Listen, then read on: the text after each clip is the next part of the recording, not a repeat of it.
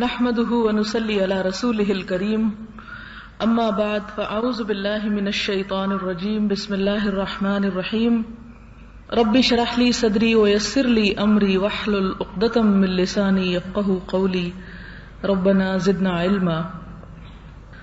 باب في التفكر في عظيم مخلوقات الله تعالى وفناء الدنيا واهوال الآخرة وسائر امورهما وتقصير النفس وتهذيبها وحملها على الاستقامة. اللہ تعالیٰ کی عظیم مخلوقات میں غور و فکر، دنیا کے فنا ہونے، آخرت کی ہولناکیوں اور دنیا و آخرت کے تمام امور اور نفس کی کوتاہی اور اس کی اصلاح اور اس کو استقامت پر ابھارنے کے بیان میں. قال اللہ تعالی انما اعظکم بواحدۃ ان تقوموا للہ مثنی وفرادا ثم تتفکروا. وقال تعالی ان فی خلق السماوات والارض واختلاف اللیل والنہار لآیات لأولی الالباب الذین یذکرون اللہ قیاما وقعودا وعلی جنوبہم ویتفکرون فی خلق السماوات والارض ربنا ما خلقت هذا باطلا سبحانک. وقال تعالى افلا ينظرون الى الابل كيف خلقت والى السماء كيف رفعت والى الجبال كيف نصبت والى الارض كيف سطحت فذكر انما انت مذكر. وقال تعالى افلم يسيروا في الارض فينظروا والآيات في الباب كثيرة ومن الاحاديث الحديث السابق الكيس من دان نفسه. شروع کرتی ہوں اللہ کے نام سے جو بے انتہا مہربان نہایت رحم فرمانے والا ہے. اللہ تعالیٰ نے قرآن پاک میں فرمایا تم کہہ دو کہ میں تو ایک ہی نصیحت کرتا ہوں تم کو، اٹھ کھڑے ہو اللہ کے نام پر، دو دو اور ایک ایک، پھر غور و فکر کرو. اور فرمایا بے شک آسمان اور زمین کی تخلیق میں، رات اور دن کے اختلاف میں نشانیاں ہیں عقل والوں کے لیے جو اللہ کو یاد کرتے ہیں کھڑے اور بیٹھے اور کروٹ پر اور لیٹے اور فکر کرتے ہیں آسمان اور زمین کی پیدائش میں، کہتے ہیں اے ہمارے رب تو نے یہ سب کچھ بیکار نہیں بنایا، تو پاک ہے سب عیبوں سے. اور فرمایا بھلا کیا یہ لوگ دیکھتے نہیں ہیں اونٹوں پر کہ کیسے بنائے گئے، اور آسمان پر کہ اس کو کیسا بلند کیا گیا، اور پہاڑوں پر کہ کیسے کھڑے کر دیے ہیں، اور زمین پر کہ کس طرح صاف بچھائی ہے. سو تم سمجھاتے جاؤ کہ تمہارا کام تو سمجھانا ہے. اور اللہ تعالیٰ نے فرمایا افلم یسیروا فی الارض، کیا بھلا وہ زمین میں گھومے پھرے نہیں، فینظروا پھر وہ زمین کی نشانیاں دیکھتے. اور اسی طرح کی اس باب میں بہت سی آیات ہیں.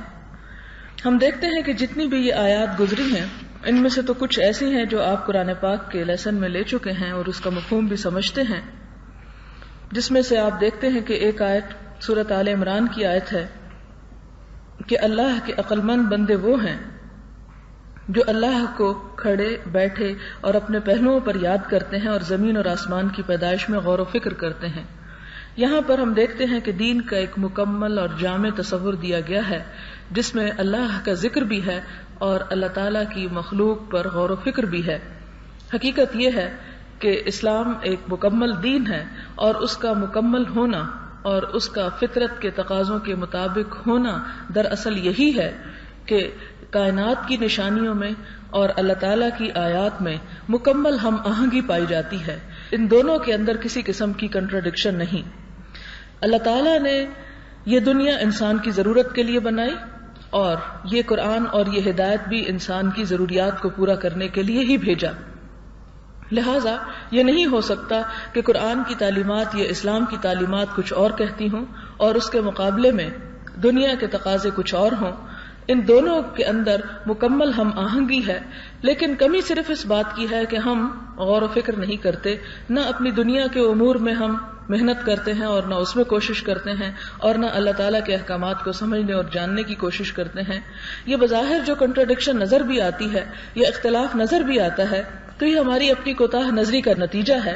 اس لیے کہ یہ کس طرح ہو سکتا ہے کہ جس رب نے یہ ساری کائنات بنائی اسی رب نے یہ دین بنایا پھر یہ کیسے ممکن ہے کہ دین جو ہے وہ دنیا کے خلاف جاتا ہو، یا دین اور دنیا جو ہے وہ ہم آہنگ نہ ہو اور ان میں ہارمنی نہ پائی جاتی ہو؟ اگر ایسا کچھ محسوس ہوتا بھی ہے ہمیں تو وہ ہماری کم فہمی کا نتیجہ ہے. تو ہمیں ان چیزوں پر اسی لیے غور و فکر کرنے کی دعوت دی جا رہی ہے کہ دیکھو اور سوچو اور ہوش اور عقل سے زندہ رہو. حتیٰ کہ وہ لوگ بھی پسند نہیں ہیں کہ جو اندھے اور بہرے بن کر ان آیتوں پر گر پڑتے ہیں، بلکہ اللہ تعالیٰ کو وہ لوگ مقصود ہیں کہ جو اس کی آیات کو صحیح معنی میں دل اور دماغ کی آنکھوں کے ساتھ سمجھنے اور غور و فکر کرنے کی کوشش کریں. پھر اسی طرح اللہ تعالیٰ نے ایک اور جگہ پر سورۃ سبا میں نصیحت کی کہ انما اعظکم بواحدۃ، کہ لوگوں میں تمہیں ایک بات کی نصیحت کرتا ہوں، ان تقوموا للہ مثنی و فرادا، کہ تم لوگ دو دو اور ایک ایک کھڑے ہو جاؤ. دو دو اور ایک ایک سے مراد یہ ہے کہ اکیلے اکیلے بھی اور مل جل کر بھی. کیا کرو؟ ثم تتفکروا، پھر غور و فکر کرو. مراد یہ کہ یہ تدبر کائنات میں یا اللہ تعالیٰ کے کلام میں دو طرح سے ممکن ہے، الگ الگ بھی، انڈیویجولی بھی اور کلیکٹیولی بھی. یعنی جس طرح بھی کسی کو سوٹ کرتا ہو اور جس طرح بھی کوئی کر سکتا ہو اور اس اصل مقصود تک پہنچ سکتا ہو، اسے کرنے کی آزادی ہے. لیکن اصل بات یہ ہے کہ وہ مقصد پورا ہونا چاہیے جس کے لیے اللہ تعالیٰ نے یہاں پر ہمیں توجہ دلائی ہے. پھر اسی طرح اللہ تعالیٰ کائنات کی مختلف چیزوں کی طرف دیکھنے کے لیے کہتے ہیں افلا ينظرون الى الابل، کیا ان لوگوں نے اونٹ کی طرف نہیں دیکھا کہ اگر ایک جانور کی طرف ہی غور و فکر کریں، اس کے جسم، اس کی ہڈیوں، اس کے کھال اور اس کے بال اور اس کے سفر کرنے پر، اور یہ کہ کتنی شدید گرمی میں کیسے صحرا میں 8 دن بغیر کچھ کھائے اور بغیر کچھ پیے انسانوں کی بلا چون و چرا خدمت کرتا چلا جاتا ہے. یہ سب کچھ انسان ہی کے لیے پیدا کیا گیا. تو یہ اللہ تعالیٰ کی نشانیوں میں سے ایک نشانی ہے.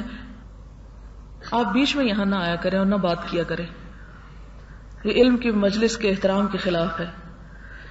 تو یہ سب کچھ اللہ تعالیٰ نے ہمیں اس لیے ان چیزوں پر غور فکر کرنے کے لیے کہا کہ ہم اللہ تعالیٰ کے قریب ہو سکیں، کیونکہ انسان اللہ تعالیٰ سے دور اس وقت ہوتا ہے جب وہ غفلت کی زندگی گزارتا ہے، اور غفلت انسان کو اس وقت ہوتی ہے کہ جب انسان کسی مقصد کے لیے نہیں جیتا، اس کو کسی چیز کی فکر نہیں ہوتی، اسے اپنی ابتدا اور اپنی انتہا کے بارے میں کوئی سوچ نہیں ہوتی.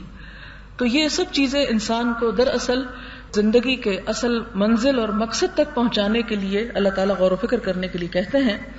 جس طرح مثال کے طور پر پہاڑوں کی طرف نظر ڈالنے کے لیے کہا گیا، زمین کی طرف نظر ڈالنے کے لیے کہا گیا کہ یہ ساری چیزیں دراصل کیا ہیں کہ تم ان کو دیکھو کہ کس نے بنائی. خود بخود نہیں بن گئی، ان کے بنانے والا کوئی ہے، اور جس نے ان کو بنایا اسی نے تمہیں بنایا.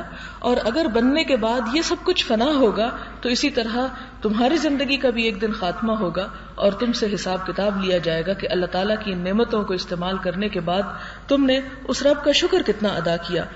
پھر اس کے بعد ہم دیکھتے ہیں کہ اللہ تعالیٰ اس بات کی طرف بھی توجہ دلاتے ہیں کہ زمین میں چل پھر کے دیکھو.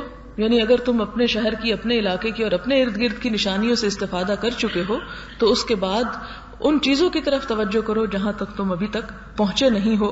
اور یہ سب کچھ کرنا اور کسی مقصد کے لیے دنیا میں گھومنا پھرنا جو ہے وہ بھی کوئی غیر اسلامی فعل نہیں ہے، بلکہ اسلام اس کی طرف خود توجہ دلا رہا ہے.